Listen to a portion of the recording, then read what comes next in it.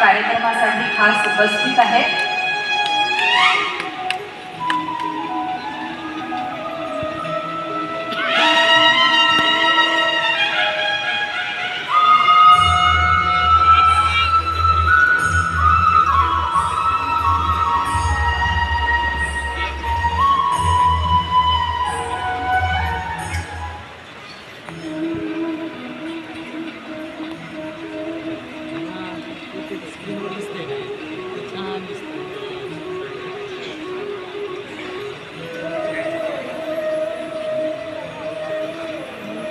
अनेकदा आयुष्यामध्ये असा एखादा प्रसंग घडतो की तो प्रसंग माणसाला बदलवून टाकतो, माणसाला अंतर्बाह्य विसरून काढतो।